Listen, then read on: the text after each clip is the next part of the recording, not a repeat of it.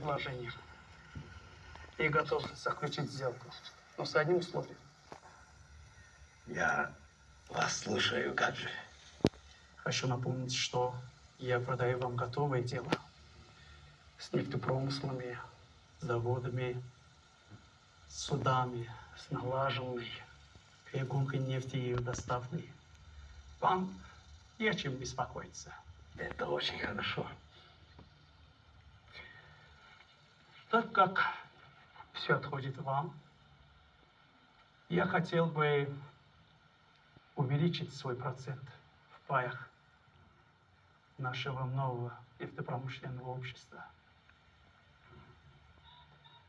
Я думаю, что это можно обсуждать. Хорошо.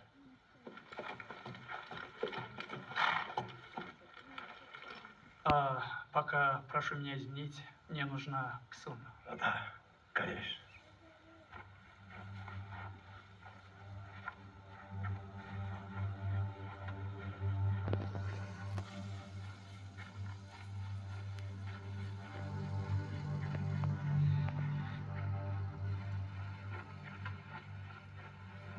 Senin burada ne işin var? Davada mənsiz gəlirsən. Axır vaxtlar mənim fikirlərimə hörmət eləmirsən. Elə ona görə bu qədər yolu çapıb gəlmisən. Hər şeyi yaxşı elədi. Hə, Əsmə. Səndən fikirləşmə.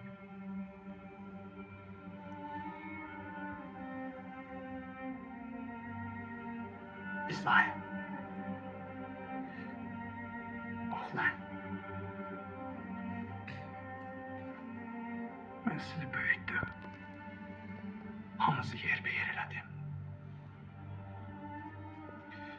İndi hərənizin öz ailəsi, öz həyatı var.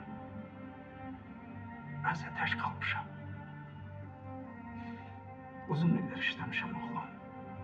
İndi rahat olmaq istəyirəm. Mən evdə gözləyən yoxdur, başa düşürsən. Mən ailə lazımdır. Bizik. Sənin ailən bizik.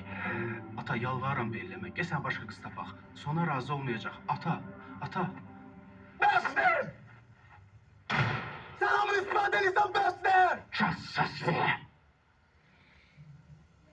Mən neynədiyimi çox gözəl bilirəm. Sən də zilə qalxma. Hələ ki mənim çörəyimi yeyirsən.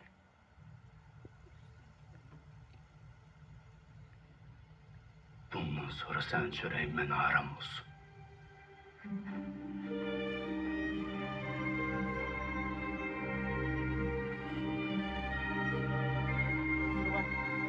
Сейчас.